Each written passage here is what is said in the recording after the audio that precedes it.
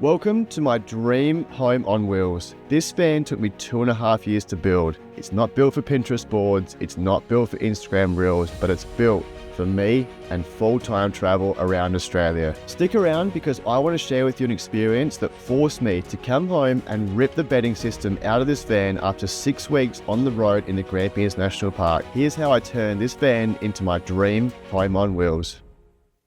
G'day legends and welcome to the last 2.5 years of my life converting a dream luxury camper van to work out of and travel and explore Australia. I know you're thinking, here's another idiot guy on YouTube talking about van life that doesn't do van life. Alright, the first part of that sentence is pretty spot on, but the second part is very inaccurate. Over the last 10 years, I've had the privilege to travel to over 100 countries. Out of those 100 countries, 20 of them I've either worked or explored via a camper van. So when it comes to van life, I know just a little bit about beating around the block. That's why I purchased a 2016 Fiat Ducato, and there's 3 main reasons why I purchased this vehicle, which I want to give you at the end of this video. But if you're here for just a certain segment of this build, whether it's the interior, the kitchen, the bed setup, I've left some timestamps down below. There's one thing I can guarantee you. In every section of this build, with my experience, there's some golden nuggets that I reckon is going to help you whether you're starting your build or you've already built a van and making some alterations. Because let me tell you, I went to Victoria in this vehicle last year. It rained an absolute crap ton. And I ripped the whole back of this van out and changed it completely. And there's one main reason why. I'll get onto that when we look at the bed setup. But now, let's get into the exterior. There's nothing like dropping a bomb of money on your dream van to convert it into your dream camper van to travel Australia. You get a home and you sit there and look at it and think, I had to cut a hole in that. I still remember the first time I had to cut a hole. I was talking to my old man, procrastinating like anything. He's like, Matt, just cut a hole in the vehicle. Then you get to your last one, slap a template up and just go hammer and tong and cut it out. There's nothing like cutting out your first hole in the vehicle. And for me, it is the water inlet. On the far right hand side, we've got a 25mm outlet, which is my breather, but also dual purpose. If I'm up shit creek without a paddle, desperate for water, I can get a jerry can, a funnel, and go straight into my tanks there. The middle one being a mains water inlet, so I'm in a campsite or a caravan park, hook it up via mains, it bypasses the tanks in the back, and it runs my whole van off mains water. Far left, it goes directly into my tanks, filling up 2 95-litre tanks in the back. This is what I want to talk about mostly, which has changed from that story about Victoria. It completely changed the whole layout of my van. When those are full, it runs to an overflow under here on a tap. So when it starts squirting out, I can just shut that valve off. I've got all the water inside of my tanks. This will hopefully be maintenance free forever. It is my gas hot water, so it's running off of gas. This is the gas bottle here, so 4 kilos. Australian regulations force us to run it in the encapsulated unit on the outside. This is something I'll talk about a little bit in an upcoming video I want to create, about 7 things that I would change, possibly, if I was to rebuild this van again from scratch. Gas is one of them. I'm still sitting on the fence and sitting bloody hard on it because I need long-term use, but it's something I want to weigh out and show you some sort of numbers to possibly get you to change to full electric, but I'm not so sure. This here is just a stand for the fridge. The fridge sits just here, it turns on when the compressor turns on inside. Also when I start the ignition, that turns on to get rid of all the dust sort of going into that. Then these, I've got 3 Eurovision 2 windows. These are a premium and cost an absolute bomb, but I can guarantee you, this will be a separate video as well about the 7 things you need when living full-time in a van, and this is one of them. I want to talk about them when we go inside because it's sort of a dual purpose about windows I want to talk about. When I first got it, this whole front housing was in black. It is a cosmetic thing, I understand, but I wanted it to look a little bit better, so I went and got it sprayed in white. Upgraded the headlights, they're a bit brighter, so we've got heaps of roos and wildlife in Australia, so dodging those is not a fun game to play. If I did hit one, it'd pretty much completely write the vehicle off, which I don't want. So upgrading that and also putting an LED front bar in there, just for that safety precaution driving at night. I live in a camper van, so I'm going to pull over as much as I possibly can, but if I have to keep driving, got the safety now that is good to go. And lastly, when you travel around in your home on wheels, space is at a bloody premium. From my experience, we live in one of the greatest countries to be outdoors. The climate, those beautiful summer balmy nights with an incredible wildlife around, apart from the bloody mosquitoes, it forces you to be outside. That is why you go camping. This Fiat 3.5 metre awning for me is an absolute must to give you some additional premium space. We've also got the Thor electronic step at 550mm, the sea gear mats. These are a game changer for Aussie climates. Whether you're at the bush, bringing in all that crap, whether you're at the beach, bringing in sand, this outer mat gets rid of all that and filters straight through it. Wipe your feet, you can go inside, and you're not bringing crap into the van. Even though you are cleaning every night, there's a lot less crap being left out here than inside your van. Lastly, we've got some plugs over here. So 15 amp to 240, as I am in Australia, so I can plug in at a campsite. Also charging my batteries and running my entire vehicle off 240. When that inverter is turned on, I've got two 240 outlets for the outside that are waterproof, so I can bring my laptop out here and work. There's no better place to be cranking out some work with a beautiful summer's night. And lastly, we've got the Starlink plug, which will never be in use. And there's one main reason behind that, and I want to show you right now, so let's get on the roof. Rightio, the reason that plug is no longer in use is because I live and work out of this van every single day. Not a weekender, not a 2-week trip, every single day. So I'm gonna pay for the ease and convenience of not making me go bloody insane or more than I already am. So I've hard mounted it on the roof. I've only recently done this and had no issue so far with connectivity. If I do, I'll make sure to update you guys. Also, this is the first part of a 6-part series to my campervan build. So when you see the electronics part of this van, there's going to be 2 more solar panels running down here, giving me 600 watts of solar on the roof. Also, the blacked out Max fan, that is a premium that you must pay for because cooking, heat, whatever it may be, it is automatic, rain detection. Let's go inside because we've got so much more to show you. Now things are starting to heat up. We're moving inside, going from the front all the way to the back of the vehicle. So I reckon the back of the vehicle is the sexiest, so let's leave it all the way to the end. I want to start at the front. There's not a lot going on, but there's 2 massive reasons why I want to show you the front. The first one being is these swivel chairs. There's so many positives for this. Front driver's seat, I can turn this around. My laptop here, got so much vision to be outside. It's a brighter area that I can eat or work. The passenger, I can turn around. Someone else can use it. Or secondly, I can put my feet up. Once again, that massive panoramic, just to read a book, chill out. These vibes up here are perfect. There's one main reason I want to show you it right now. It's empty. This vehicle is not built for a Pinterest board or an Instagram reel. This vehicle is built for me to travel and work Australia.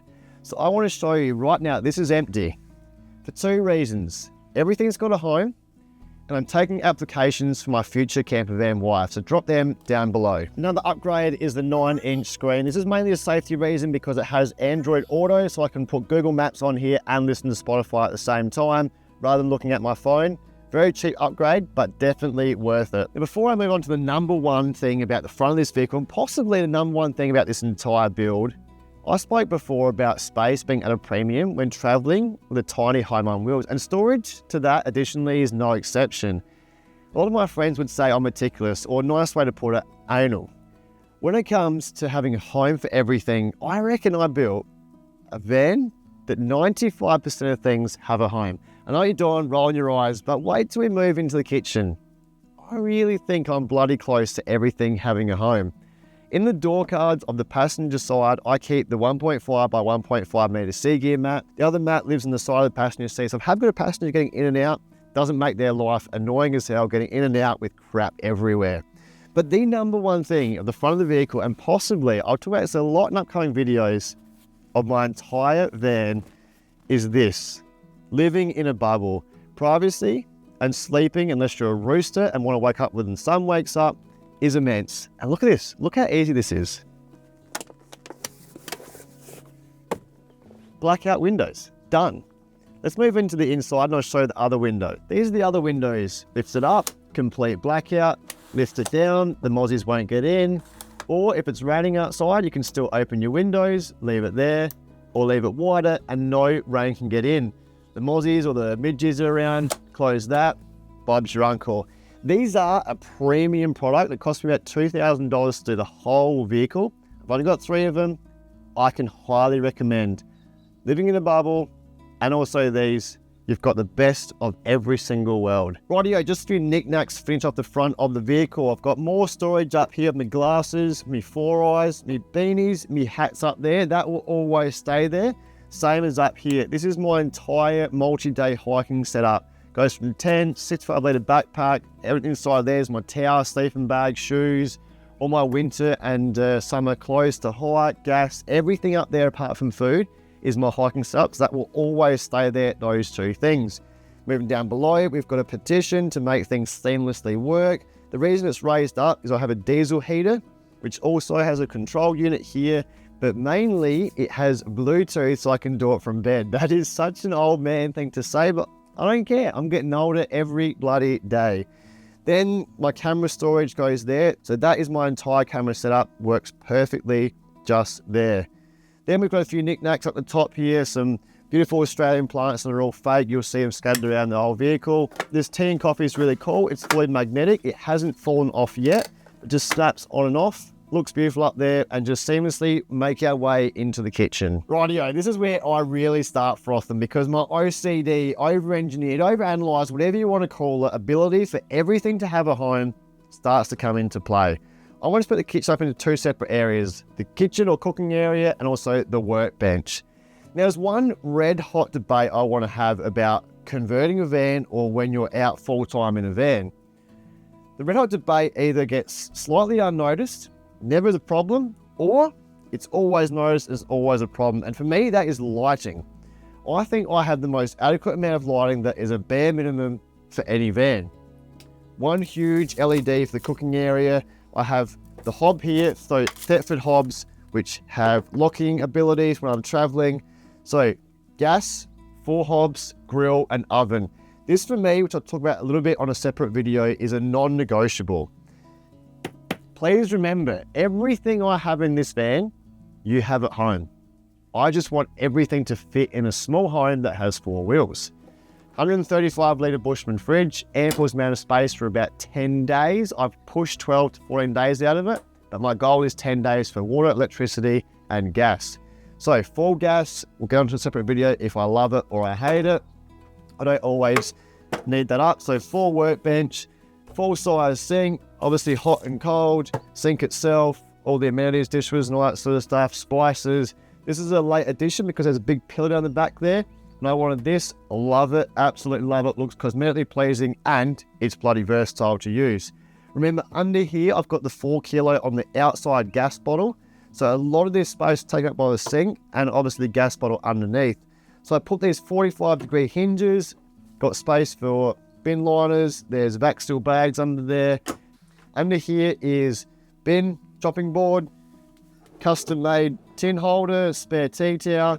I basically made these shelves to fit this from Germany dry rack. So I can get obviously plates and that out or bowls, whatever it may be, wash them and just have them all stacked up there after I've washed them. So a lot of customized work to go into there. Got all my switches for the pumps, the lights and all that sort of stuff there. This here, if I have a hot plate come out, it's like a wooden tree. I get a hot plate, put it down so I'm not burning the wooden top here. This is all recycled Australian timber. I wanted to try and make it as much Australian as I possibly could.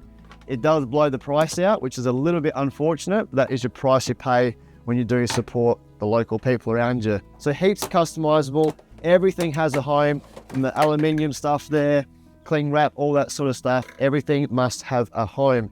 The only little annoying thing that I found so far is the bin is unable to be pulled out fully. So if I have the door open, that sort of stuff, that's just the price you pay for having a smaller bin. That was sort of a last addition that whatever fit. So few non-negotiables, oven, obviously full setup, full size fridge, take a lot of space, but for me, a huge non-negotiable. And then just made it look pretty. Right, the other side of the kitchen, the workbench area, because a lot of stuff just happens here. Not so much cooking, but lighting once again. Overhead, this is what bothers me. Touchscreen dimmable 4 LED downlights, so 4 in the front, 4 in the rear. I'm going to change that. This is where my OCD comes into play. When I just push it and hold it for a bit too long, it does that.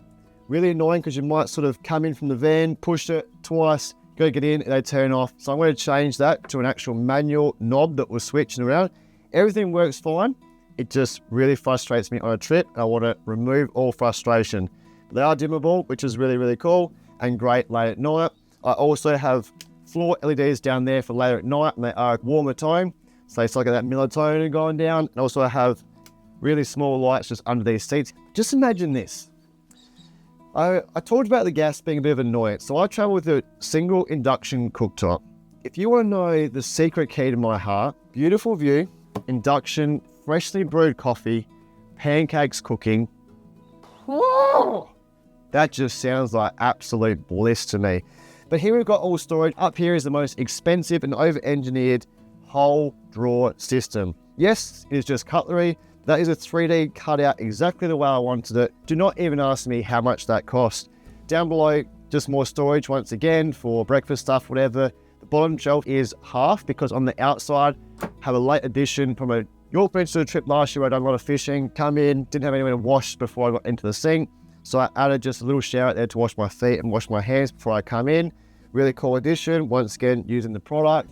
Here is just all my beautician stuff, brushing teeth, whatever. And here is my concoction of crap. Every van lifer has this, just accumulate crap. Underneath here is a larger commodity of breakfast stuff, pastas, all that sort of stuff there, lives there. These bottom two drawers are false. My batteries are under there. These two drawers have changed. So now this is a camera storage accessories. And then on top here, we have just the rest of my cosmetic stuff. Then we've got, this was just put in yesterday, a mirror so I can see how ugly I am. Touch for the back ones, 240 when the inverter's on, all my LED switches. Here is my charging cable. If you put your head in there, radiation would be booming through the roof. Got 240, 4 outlets for USB. We've got fuse block for the front, so one's for the front and one's for the back. All keys, all that sort of stuff, all spare fuses, that sort of stuff lives in there. This cupboard gets access a lot throughout the day, but I can close it. Stuff can move in there, doesn't fall out ever, which is really, really cool. So really important. This is the brains of my whole unit and what I spent way too much of my hard-earned money on. But I'll touch on that on the electronic side once again. So this is the only overhead cabinet that doesn't include sort of my cooking stuff. So pots, pans, storage, all that sort of stuff up there. This is just for electronics and electronics alone, especially the amount of crap I carry for the photography, videography side of it. But let's move on to the rear where I've got a pretty cool story, which a lot changed over the last 7 months. Let's get into it. So let's take a little trip down memory lane because this section from the petition back has completely changed. And let's roll back to last September. I went on a 6-week hiking trip in the Grampians National Park in Victoria. It is incredible there, some of the most beautiful scenery in Australia, but it rained. And when I say it rained, it bucketed down. I'm from South Australia. It doesn't rain here a lot. And when it does, we just have the saying that we wait 4 hours and we can go out after that. And the weather's pretty good. But it rained and rained and rained and rained again. This used to be a full queen size bed. Man, it was luxury. On days like today where it's absolutely perfect, laying in bed, looking outside, reading a book, bliss, baby. You couldn't imagine a better life. But when it rains, rage just builds up. 5 days, eating, trying to lay down, read a book, laying down, and can you believe it, sleeping, laying down. It was so frustrating. Everything just had to be laying horizontally. It was crap. I hated it. So I got home after that 6-week trip and just ripped it entirely out. So my message I'm trying to make, when you're away, keep notes. What works and what doesn't work. I'm going to give you a really, really good tip on a video coming up about do's and don'ts in campervan life, and it involves stickers. Cheap as anything, and it will really help you out in the long run. But for this, when I was away, I thought in my head, I need seats, I need somewhere to work, I need somewhere to talk to my friends, I need somewhere to eat. So this is where we got to today, and my golly gosh, it works like an absolute dream. I have a table that I can get in and out from. I have a monitor that I can pull and work from. Absolutely love that. And then I have somewhere where I can eat, do notes, journal, whatever it may be. This, I sat the other day and spoke to my best friend Alex for about 5 hours and didn't bother me at all. It's bloody comfortable. It's so spacious on dark today. And I can open the van up and get some work done. So please, Don't just hammer and tong into the build and think, I think it's done by September 13th. Just chill, man. Do a bit, go out and use it. It doesn't work, it does work. You always be redefining things. I forever say my van is 95% complete because it's never going to be that 5% perfect. It just won't be. You're going to buy something, you're going to buy 3 liters of milk rather than 2 doesn't fit in the fridge. That's life, man. If you want a house, you buy an extra room, we extend. Here, what do? You can't do anything. Just manipulate and work with what you've got. This is where we come to. So now I've got main chair, which is actually a bigger chair. It's about 130 mils longer than this chair. This is a chair, doesn't look like it because this will come out if I ever sell the vehicle because it's designed for 2 people where you can get in and out from really easy. But for now, I sit here so I can see out the windows, work, my laptop stored there, all electronics is behind that. Underneath here, I've got shoe storage for long-term storage. Down here, I've got all my cutlery stowed away. I can get to the inverter and everything I need under there. So all constant power, all that sort of stuff. And then just got a shelf here, which my basically pajamas just sit. When this tabletops, this comes off. When that is stowed away, it doesn't just sit and float around here. On the bench behind me, it gets tied up. So when I'm driving, and then on the other seat here, I either lounge out and be a fat bum or just keep all my sort of notepads there for the business side of things that I've got. But this here, it's so much better. It is 100 times better. So I've got a monitor and also a TV up here and I can just work away. Seems a bit romantic that you're joining me in bed, but we've got an oversized king single. So I'm happy to sleep in a single for the additional space. Doesn't bother me at all. I have a fantastic night's sleep, and to be honest with you, I can pretty much sleep anywhere as long as it's dark. So once again, we've got living in a bubble at the back. I've got 2 Sirocco fans. There's one here, one there, just enough to pass the air around. I would have loved another max air vent on top here, just to circulate the air through. But for me, maximising solar on top was more important.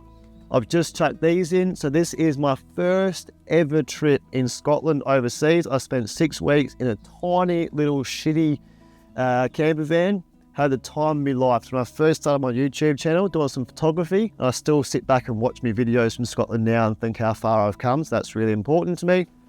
Also got these little LEDs here to read a book. I don't use these too much because they're quite a bright light. Use these lower, dimmer, warmer tones. And the most important thing is the storage underneath the bed. This was a late addition for me because I packed up everything that I wanted to go away with a few months ago. Just not everything fitted in the van. And then up here, these 2 cupboards are not used for the kitchen anymore. Got all my jumpers in here. Probably got too many for a boy. But then I've got all my shorts, my long pants, and all that sort of stuff in there. So this here is crazy, crazy different. And I am in love with it. So once again, I'm going to say it. Do a little bit, go out there and use it, even if it's uncomfortable, because I guarantee you, you'll know more about it when you're going away somewhere, because everything at home is perfect. In reality, she's not perfect. Let's get on to the last little bit. Rightio, lastly, the trunk, the garage, whatever you want to call it, from whatever van lifestyle you are from around the world. But for me, I call it the crap accumulator, because that's pretty much what it is. Take off of the back doors, pretty simple. I want to do something a bit more fancy here, but it gets wet when it rains. I shower here. So I just thought simple, basic, I can change it later down. So I have an external shower because we live, as I said, in one of the most beautiful places on earth with great conditions. So outdoor shower and all my controls are in here. There's hot and cold water. Got all my conditioner, shampoo and stuff there. Towel sits there. Then just some decorational stuff. This is one red hot tip I can give you. Make your van sentimental, because these are the most sentimental things in my van. Here, 1961 Western German camera, so when Germany was divided. My grandfather got that when he was coming from Scotland to Australia on the ship. Reginald Sprigg, a pioneer in the Flinders Ranges. These are my father's 2 first ever cameras. So his first ever camera when he was a young tacker, and also the camera he purchased when me and my brother were growing up and photographed our whole childhood. So they're very sentimental to me. Love my photography, travel the world, doing that sort of stuff. So there's one red hot tip I can give you.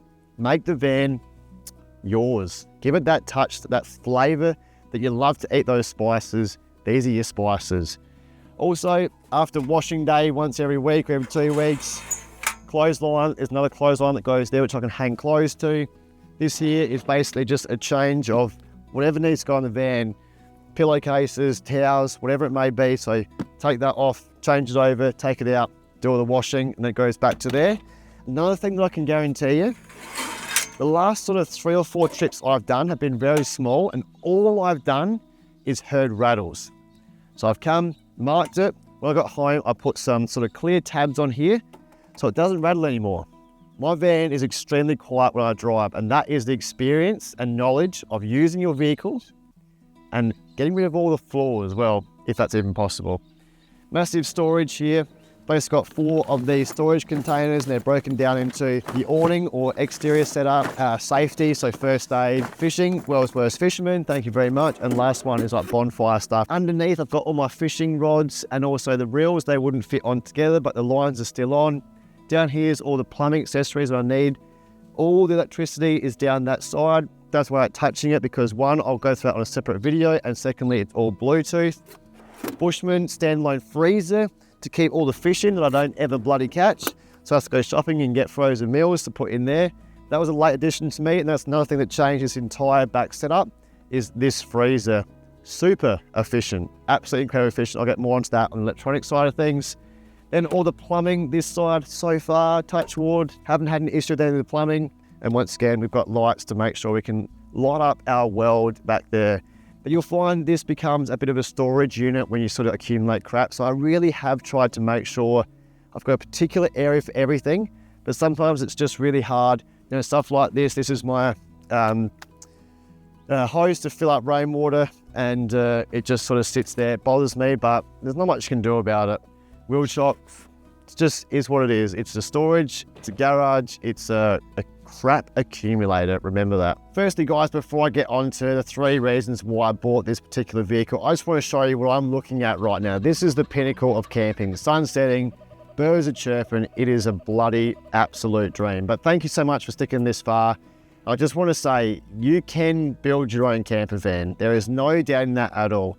Yes, I love tinkering and doing some woodwork prior to this, but the knowledge that I've built over the last couple of years is incredible. I didn't start knowing how to put electronics together and, you know, the structural integrity of things. So the ability to expand my knowledge and just educate myself, you can really get an ability that you never thought you'd be able to build something that is just exactly like this, a dream come true. And then the forever memories that I'll have of me and my father building this is just going to sit so purely in my heart that I absolutely love. But getting on to the reason why you're actually getting this far is the reason I bought the Fiat Ducato. There's 3 main reasons. I fit east to west, which you can see the bed's set up east to west. So the bed is 196 centimeters, east to west with that window cut out. Now you have to get the partition done to get that extra space. That is a huge reason for me. It's one of the widest vans on the market you can get. Secondly is the fuel economy. For the last sort of couple of 1,000 kilometers, I've been tracking every single ounce of juice that I've used. So I bought this vehicle in Western Australia, drove it all the way back home. I've done about 30,000 kilometers in the testing phase. Well, probably not that many because I've done a road trip on the way back from WA. But now it's fully kitted out. I haven't weighed it, but I'd probably say about close to 3 tonne. It is sitting at around 11 to 10.5 litres per 100. That for me is mind-boggling. I haven't chucked a heap of shit on the roof, which has definitely helped it out. The solar panels are very slimline, definitely helps out the fuel economy. For a big vehicle, 11, say 11.5 on a windy day, but then obviously when the hills come, sitting around 14, 15 litres per 100. Still absolutely perfect for me. So east to west bed, fuel economy, and the last reason, it fits in a parking space. So this is classified as an L2 H2, which is a length 2, height 2. So you can get a L3 and a H3. Possibly, I'll talk about this on the video, that if I had to build again, would I change anything? I would have went an L3, but you wouldn't be able to park in places like Coles and Woolies. A lot of places you can park out in the sticks and walk in, which I generally do anyway. So maybe. We'll talk about that a little bit later on. But the L2, I can stand up. I'm just shy of 6'1" with my shoes off, and I can stand up just fine. So about 6'2.5", you'd be just hitting the roof.